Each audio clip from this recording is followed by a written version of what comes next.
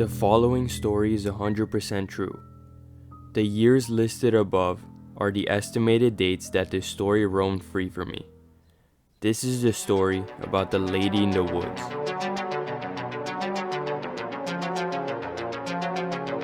Location: mid-sized city, located roughly 2.5 hours southwest of Chicago.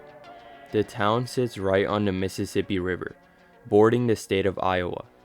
The lady in the woods was sighted at a small park, smack dab in the middle of town.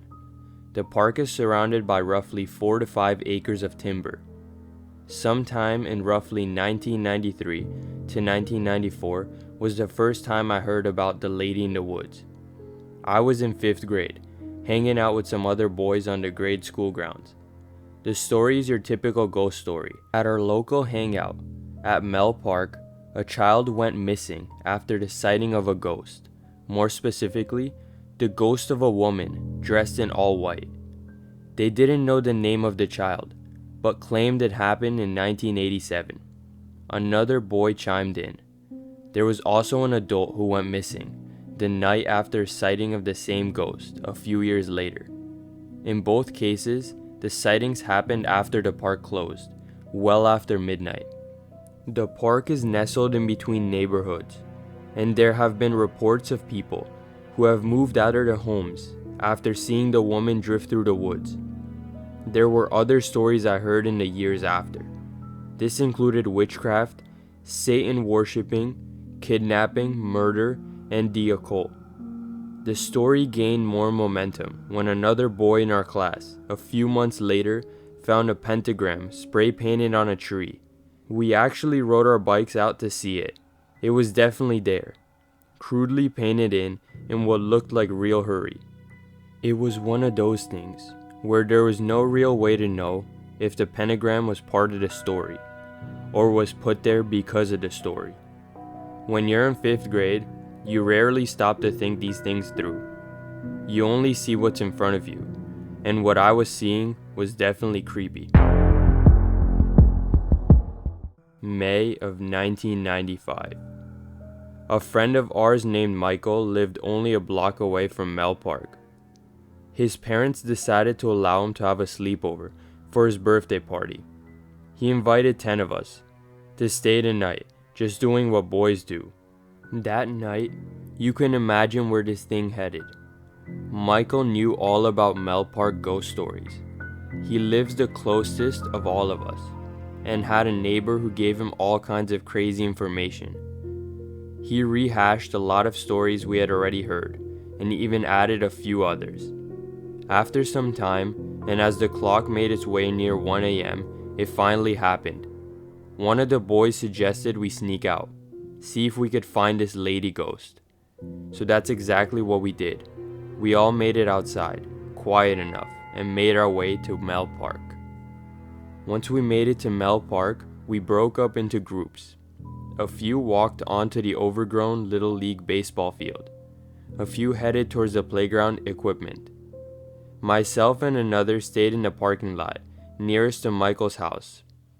I wish I could give you all kinds of cool things we did, but in real life, it's not that cool. Essentially, we just kinda walked around, looking, waiting. Really, we had only been there for 15 to 20 minutes when it happened.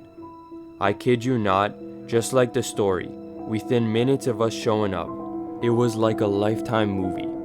There she was, in the woods to my north. I see what looks like a pale white woman. White hair, white flowing clothes, and white pants. In the night, she looked to glow. It was literally the perfect example of what you would think of as a ghost. I have never been so scared in my entire life. To this day, it is still the most terrifying moment I've ever been in. Everyone saw her, all 10 of us. She stuck out like a sore thumb. We jetted. We ran faster than any of us had ever ran before. All of us completely silent, moving at our fastest rate towards Michael's home and safety. I could embellish here and tell you that she chased us or made a move towards us. I could make out like her head split in half and bees came flying out, but none of that happened. In fact, she was facing a different way entirely. I don't believe the ghost lady even knew we were there. She looked as if she was simply peering deeper into the woods, as opposed to staring out at us, frightened little boys running away terrified. That was that. We all made it back to safety. We spent the rest of the night worried this lady ghost is going to show up and kidnap us. She never showed. We returned to school, and the Lady of the Woods becomes a legend. All of us shared a story. All of us back each other up. We even told one of our teachers. She politely listened and then changed the subject. It was the coolest, most terrifying thing that ever happened to us. We had one of the best campfire ghost stories in history. So time passes, like it always does. We move on from grade school to junior high, then to graduating high school. Once we got a little older, the story took a backseat to girls and just living life. I wouldn't say the story died. I know we spoke of it in passing. I know the story continued on into grade school, at least for a short time after we left. We all move on to college. I lose touch with all but one of the 10, though a few I have on Facebook. 2010. After coming home from college and struggling to find my way in life, I finally start to get my act together.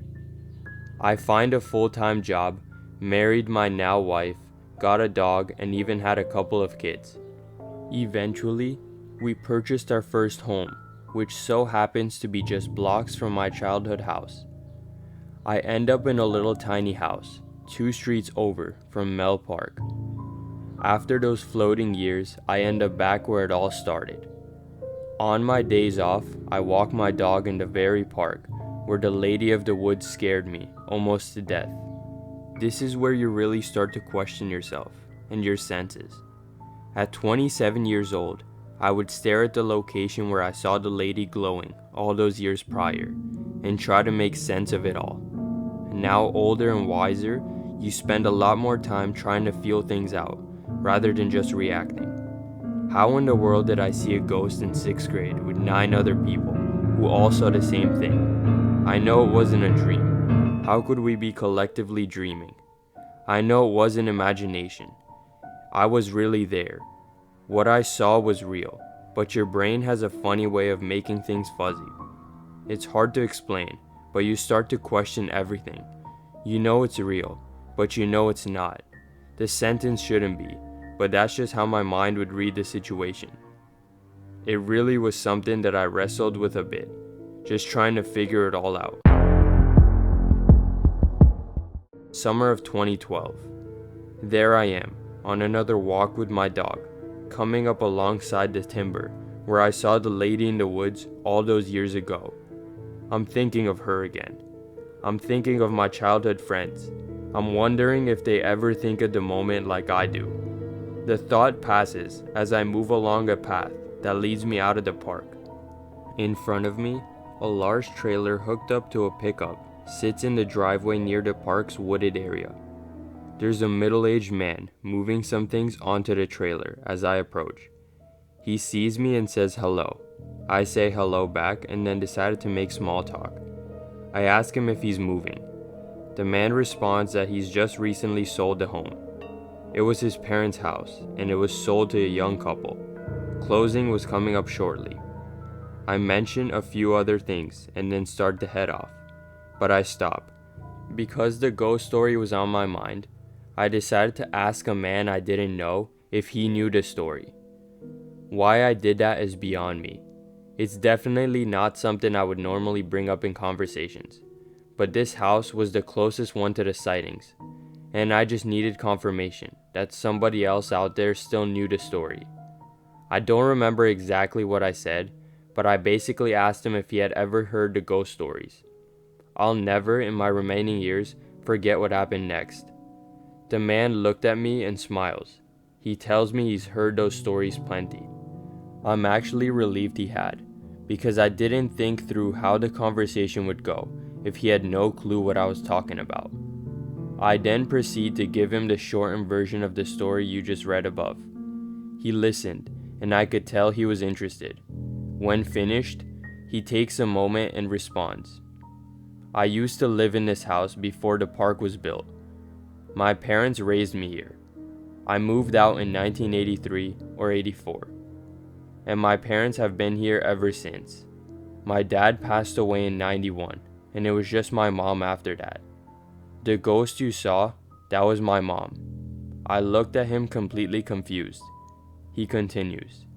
My mom had some medical issues that started in the mid-80s and continued all the way up until she passed away this last spring. The medicine they had on her would cause her to sleepwalk. I can't even count the amount of times I received calls in the middle of the night from a police department advising me that they had found my mother wandering in the park. I was told recently one of the neighbors moved out because they were tired of all the commotion. My sister lives in Texas. I could never get it through her thick skull that our mom needed to be moved to assisted living, so this went on for years. I found out from some friends that she had become a ghost story to the park. You see, my mom had a favorite robe that was all white and always slept in the same pearl silk pajamas. Everything was white. She even had white gloves she would put on from time to time. I can only imagine what that would look like in the middle of the night.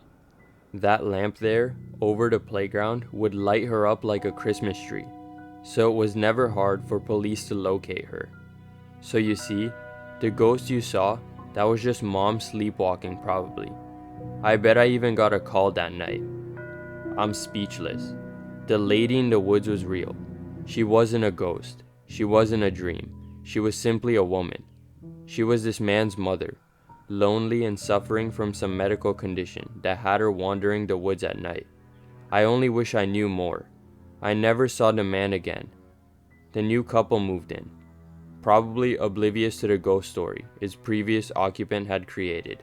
So I wonder, does her legend live on?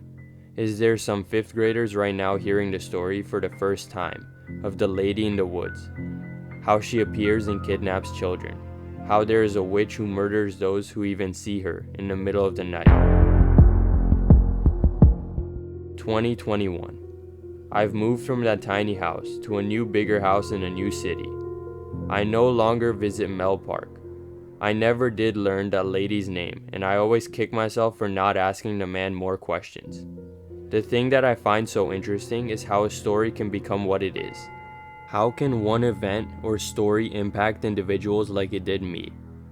I still think of the lady all the time. When a story rolls out that seems impossible, the lady in the woods comes to my mind. Sometimes the story is real, but the context is muddled. This single event impacted my approach to everything. I listen.